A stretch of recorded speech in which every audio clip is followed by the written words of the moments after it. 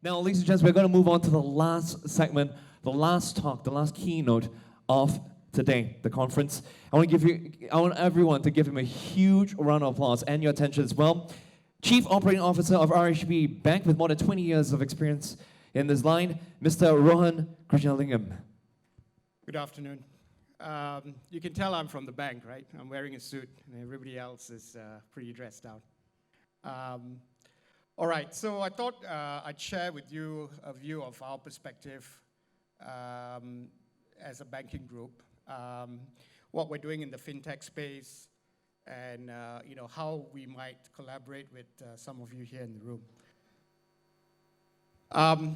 Of course, as a bank, all the fintechs have grabbed the attention, right? So, as we look at all the fintechs globally and in this part of the world, we notice that they all, focus on a particular segment, right? So they focus on lending, payments, wealth, personal finance, consumer banking, and so on and so forth. Needless to say, they are all very niche in their solutions. They target the customer, and they focus on solving a business problem for the customer. None of them have the scale yet of a bank, but if you put them collectively, it's clearly, every space that a bank operates in. What we're seeing in this market is more around payments, peer-to-peer lending, but it's starting to get into other areas in this market as well. So what's driving this, right? Obviously, we had the previous speaker talking about blockchain. I used this slide to talk to our board recently. We did an update. There are a few new technologies that's driving all this innovation, right? Firstly, obviously, blockchain. I won't need to talk too much about it. Distributed ledger processing. I think the previous speaker did talk about it in great detail. Machine learning is also taking off, right? And we see applications of this in financial services, in areas such as call centers, even wealth advisory, right? Again, there are many things that the machine can do just as well, if not better, than the human can. And we are certainly also looking at this space. Big data and analytics, again, huge area in banking and financial services, around various areas, around customer analytics, customer cross-sell, risk analytics. But really, if you look at it, you can apply it pretty much to every part of a financial institution, right? Even operations analytics, HR analytics, clearly digital channel analytics. So there's quite a lot of use cases around that. Biometrics, clearly, I suppose Malaysia has used the MyCard, the fingerprint, but you've got finger vein technologies, you've got voice biometrics, you've got, retinal biometrics, and so on. Again, this is a new technology that will help us do things like KYC, eKYC, much better in the future. Today, many of our banking customers in this part of the world, you have to go to the branch because we've not found a solution where we can identify a person, do all that checking we discussed earlier, AML, KYC checks in a digital space. Natural language processing, again, new technologies that allows machines to interpret human language and be able to respond to it. Again, lots of applications in the call center and maybe even future branch tellers, right? And what's also driving it is, the whole underlying infrastructure around cloud mobility and so on, and social, right? So there are, and of course, advancements in security as well. So it's this whole ecosystem of new technologies coming together to drive innovation. Now, what are the banks doing? Obviously, the banks have taken different strategies, right?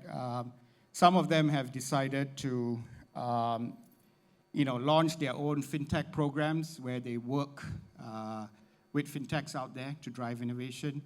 Some of them have decided to partner with accelerator programs in the region. And some of them have started setting up funds, right? To either buy fintechs or to invest in them.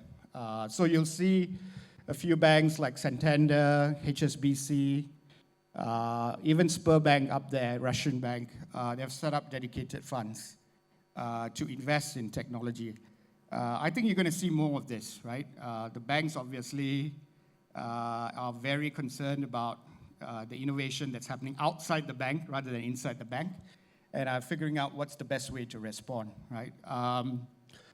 It's a topic for board, right? I mean, I get asked by the board many, many times about what we're doing in this space, how are we responding to fintechs, are we working with them, are we competing with them, and so on, right? So I think you'll see the banks take these broad strategies. A lot of them are working with them, working with fintechs. Some of them are in accelerator programs where they're really working with fintechs, and some of them are setting up funds to invest in fintechs in spaces that are aligned to their strategy. In the last 12 months, I've seen a lot of movement by the regulators as well. So MES in Singapore, for example, last week opened their first fintech lab. In fact, in Singapore, I think they've taken the lead. They've opened up a lab to allow fintechs to work along with banks and other parts of the ecosystem. Bank Negara, you better be careful what I say, I'm here in Bank Negara, has also released a consultative paper on a regulatory sandbox, which closed last week, and I expect that to be launched fairly soon. Similarly, BOT is also thinking along the same lines. They've allowed for cloud solutions even in the financial services sector, and clearly some of the things that are taking off is areas like P2P lending and also payments. We started our fintech program about 18 months ago. We partnered with a global accelerator called Startup Bootcamp. They are based in Singapore, but they've also got operations in Europe, the US, and I think this year they'll be starting up in China and India as well.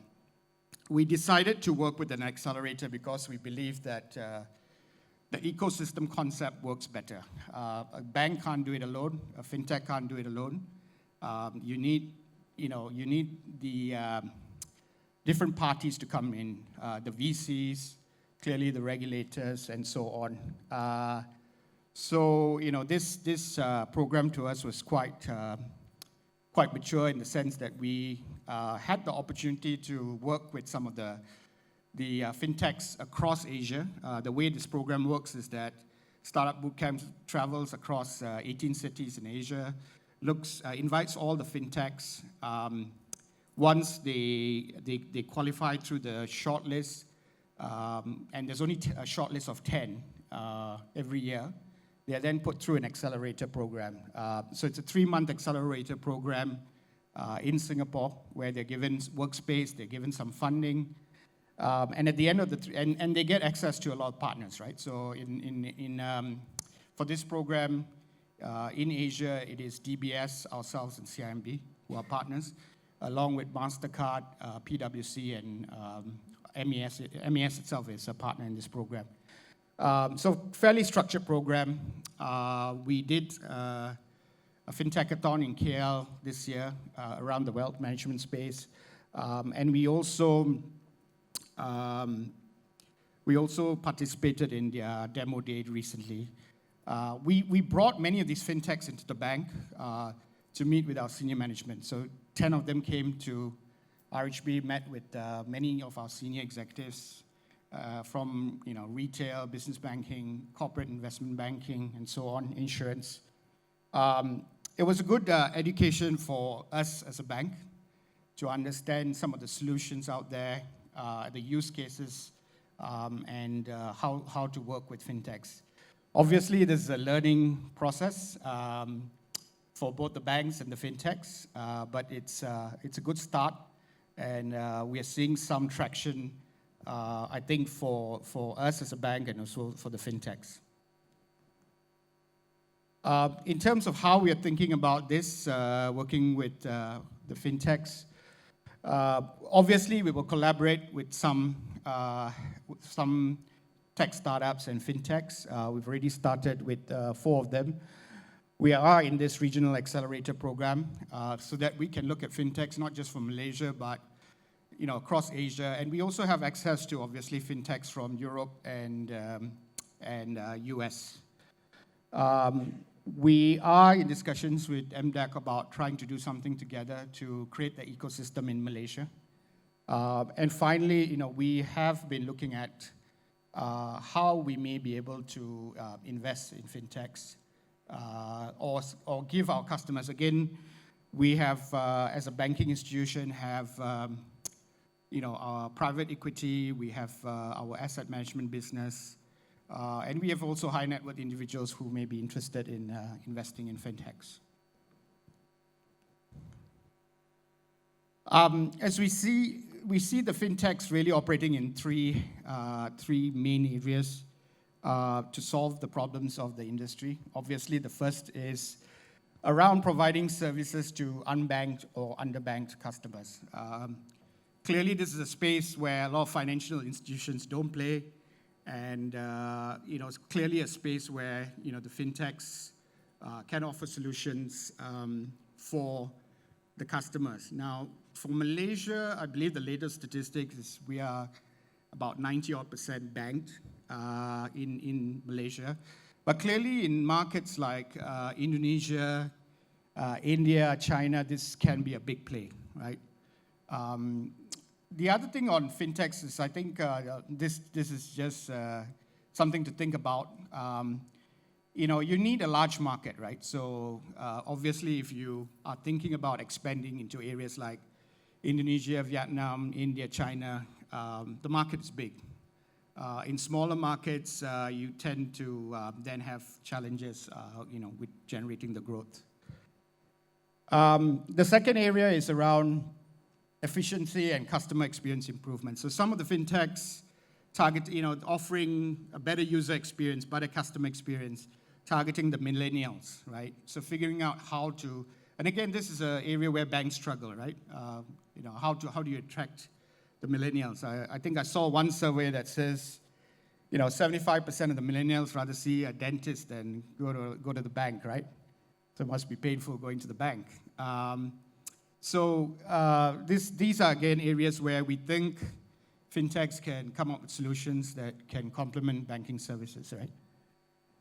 And clearly, there'll be areas where there are disruptions to the banks, right? So these are where fintechs are creating solutions, whether it's around, remittance, Bitcoin, remittance, peer-to-peer lending, and so on. And obviously, as a bank, to be completely transparent, we are monitoring this, right? Because again, and we need to figure out as a bank, how do we respond? And obviously, one of them is to invest in these companies as a defensive strategy. We've been at this probably about 18 months working with the fintechs. We've probably assessed about 45 fintechs, talked to many fintechs, and these are, through our SBC Startup Bootcamp collaboration, but also, being on the ground here in the market and talking to some of the local fintech players. We're currently in discussions with 13 fintechs, either have an MOU or some sort of letter of intent in place.